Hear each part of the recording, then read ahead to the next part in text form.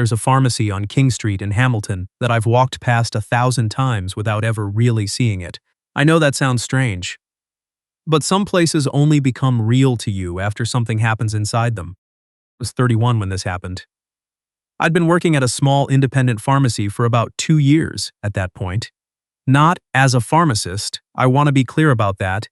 I was just the guy behind the counter who processed prescriptions and helped people find the right cold medicine, and occasionally listened to people talk about things they probably wouldn't tell their doctor. It wasn't the job I thought I'd have at 31. I'd come out of a pretty rough stretch. Lost a job in logistics when the company folded, spent about 8 months doing whatever I could to cover rent in a shared house in the East End. There were a few weeks in there where I didn't eat properly. Not because I was trying to, just because the math didn't work out. I'm not saying that to make myself sound heroic. I'm saying it because it matters for what comes later. It was a Tuesday in February. One of those Hamilton February afternoons where the sky is the same color as the sidewalk and the cold has a kind of mean quality to it. Like it's not just cold, it's personally cold, aimed at you specifically. Around 3:45, a woman came in with a little boy. She looked to be in her mid-30s. She was wearing a good coat, not expensive, but taken care of, brushed clean, the buttons all there. The boy was maybe 5 or 6, I'd guess. He had a red toque on and he was holding her hand with both of his and looking around the pharmacy the way small children look at any new place, like he was cataloging it. She went straight to the prescription counter, which was me. She handed over a printed prescription, the kind you get from a walk-in clinic. Not a family doctor, which told me something, and I could see from across the counter that she'd already looked at the prices online. There was a number written in pencil on the back of the prescription slip. $47. That was her math. That was what she'd calculated she had to work with. The prescription was for an antibiotic, amoxicillin. For the boy, whose name was on the form as Callum. No, wait. I need to stop myself. The name on the form doesn't matter for this story, and I've made a habit of not repeating patient names. What matters is that he was 6 years old, and he had a fairly serious ear infection, the kind that if it goes untreated can cause real problems, and the prescription was from a clinic visit that afternoon. I ran the prescription through the system. The problem was that she didn't have a drug plan. In Ontario, kids under 25 are covered under OHIP Plus for most common medications, which means the amoxicillin should have been free. But there was a gap in the system, a processing issue with her health card that I'd need about 10 minutes and a phone call to sort out. Except the clinic had apparently given her the wrong version of the health card number because I was getting an error code I'd seen before, and I knew from experience it sometimes took until the next day to resolve. I explained this to her. I watched her face while I explained it. She nodded very carefully. She said, "So what does that mean for tonight?" I told her the out-of-pocket cost without coverage would be $82. She looked at me for a moment. Then she looked down at the counter. Then she said, quietly, "Okay, let me think for a second." She stepped back from the counter. Not far, maybe 2 feet. She pulled her phone out of her pocket and looked at something on it. I assumed her banking app, and I watched her face change very slightly, the way faces do when the number on the screen confirms something you already knew but were hoping wasn't true. She came back to the counter. She said, "I'm really sorry. I don't think I can do this today. I'll have to come back." She wasn't embarrassed, exactly. She was past embarrassed. There's a particular kind of composure people develop when they've had to manage hard things in front of their children.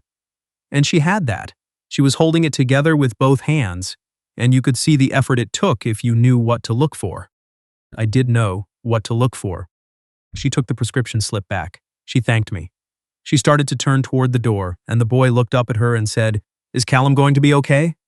And she said, "Yes, of course," with a confidence that was real and not real at the same time. I said, "Ma'am, actually, hold on a second."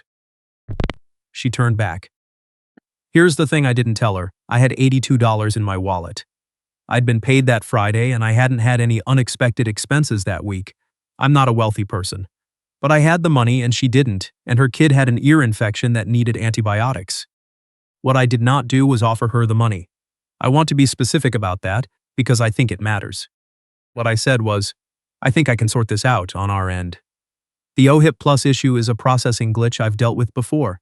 Give me about 10 minutes and I'll see if I can get it resolved before you leave." That was partly true. The processing issue was real. What I didn't say was that if I couldn't get it resolved, I was going to cover it myself and tell her it had gone through on the provincial plan because I knew she wouldn't accept it otherwise. You can tell when someone will accept help and when they won't. She was the second kind. I made the phone call. The system was, in fact, not going to resolve itself until the next day. I was on the phone with the provincial line for about 6 minutes before the woman there told me there was nothing she could do until the morning. I put the phone down. I processed the prescription. I marked it as covered under OHIP Plus, and I pulled the $82 from my wallet and put it in the till myself. Then, I called her name. She came back to the counter with the boy. I handed her the medication, the bottle already labeled, the instructions on the side. I told her the OHIP Plus issue had resolved. I told her it came to $0. I told her to make sure he took the full course even if he seemed better in a couple of days. She looked at me. She looked at the bag. She said, "That was fast." I said, "These things can be quick sometimes." She said, "Thank you." Not effusively, not with a lot of emotion. She was still holding herself together, and I think she needed to keep doing that. She took the boy's hand and they walked out. I watched them go through the front window. The boy pointed at something on the street, probably a dog. Kids that age always point at dogs, and she looked where he was pointing, and for a second her face did something different, not composed, just soft. I didn't think about it much after that. I mean, I thought about it a little, but I'd put $82 in the till, and my shift ended, and I went home and made pasta and watched hockey and went to bed. About 3 weeks later, she came back. I was at the counter doing inventory when she walked in. She didn't have the boy with her this time. She came straight to the prescription counter, and when I looked up, she said, "You're the one from before, the one who helped with the coverage issue." "Ooh," I said I remembered. She said, "I looked into it afterward. I called Service Ontario. They told me there was no record of the OHIP Plus claim being processed that day. They said it went through the next morning." I didn't say anything. She said, "So I'm going to ask you directly what happened." I said, "The system can be slow to update. Sometimes there's a lag in what Service Ontario sees versus what the pharmacy." She said, "Please don't." There was a long pause. I said he needed the antibiotics. She looked at me for a moment. Then she looked at the counter. I had the feeling she was deciding something. She said, "My name is Fiona Gallagher. My son's name is Declan. I work in accounts receivable at a property management company downtown. I'm a single mother. I'm not someone who needs to be taken care of. I've been managing fine." I said, "I know. I could tell." She said, "Then why?" I told her about the 8 months, about the shared house, about the weeks where the math didn't work. I didn't make it dramatic. I just told it the way it happened. She was quiet for a while. Then she said, "I want to pay you back." I said, "You don't have to." She said, "I know I don't have to. I want to." I thought about how to say the next part. I said, "Can I make a suggestion? Not about the money." She said, "Okay." I said, "The coverage issue you ran into, that's actually a common problem with walk-in clinic prescriptions for kids. A lot of parents don't know about it and end up paying out of pocket for things that should be free. I've been thinking for a while about putting together some kind of resource, a simple handout or something that walk-in clinics could give to parents. Something that explains the OHIP Plus system and what to do when there's a processing error." She looked at me. She said, "That's a very specific thing to bring up right now." I said, "You work in accounts receivable. You probably know how bureaucratic systems work better than I do. I'm not great at that side of things." She looked at me for another moment. Then she said, "You're asking me to help you build this." I said, "I'm saying if you wanted to, it would be useful. You don't owe me anything. I'm not asking as a trade. It's a thing I've been meaning to do, and I haven't done it because I'm not sure how to make it actually functional." She didn't answer right away. She said she'd think about it. She left. I put her name in my phone because she'd told it to me. Fiona Gallagher. I didn't text her. I thought that if she wanted to, she would come back. She came back. About 2 weeks later, she walked in at the end of a Thursday shift with a folder. Inside the folder was a draft document, clean, organized, formatted the way someone with accounts receivable experience formats things, which is to say it was actually functional. It was a 2-page guide explaining the OHIP Plus program, common processing errors, what to tell the pharmacist, what to tell Service Ontario, what the timeline was. She'd called Service Ontario herself. She'd talked to someone in the patient advocacy office at Hamilton Health Sciences. She'd checked her information against 3 separate sources. I stood at the counter and read it. It was better than anything I would have done on my own. I said, "Fiona, this is really good." She said, "I know." And she smiled for the first time since I'd met her. Not a polite smile, a real one, the kind that changes a person's whole face. We stood there for a minute. She said Declan had finished his antibiotics and his ear was fine. She said he'd asked twice about the medicine man, which she found mortifying. I said I thought it was pretty good. She asked if the pharmacy would actually be willing to distribute the handout. I said I'd talk to the owner. She said if there was pushback she could make some calls, because she knew someone who worked in health policy at the city. I said I believed her completely. We gave out the handout from the counter for the next 6 months. The clinic 2 blocks away asked for copies. Then another clinic. I heard later from a colleague that it ended up being referenced in a regional pharmacy newsletter, though I never saw that myself. That's not actually the part of the story I think about most, though. The part I think about most is a Thursday evening in late April, about 4 months after all of this started. I'd offered to walk Fiona to her car after we'd spent an hour at the pharmacy going over some revisions to the handout. She'd gotten new information about changes to the OHIP Plus program that we needed to incorporate. It was one of those spring evenings where the light stays longer than you expect it to, and you walk outside and feel surprised that it isn't dark yet. We were standing by her car, a blue Civic with a car seat in the back, and she said, "Can I ask you something?" I said yes. She said, "When I came back that second time, were you hoping I would?" I thought about it. I said yes. She nodded. She looked at her keys. She said, "I was scared to for a while." I asked her why. She said, "Because the last time someone did something for me, without asking for anything back, it turned out they were keeping a tally in their head. And eventually, they presented the bill." I said, "That's a terrible thing to do to someone." She said, "Yes, so I needed to figure out whether you were that kind of person." I said, "How did you figure it out?" She said, "You didn't ask me anything. You made a suggestion. That's different." We stood there for another minute. Declan was at her mother's. That evening she'd mentioned earlier. She didn't seem to be in a hurry to leave. I wasn't either. I said, "There's a place on Locke Street that does a really good French onion soup. If you wanted to eat something before you pick him up." She looked at me. She said, "Is that a suggestion or a question?" I said, "Whichever one you're more comfortable answering yes to."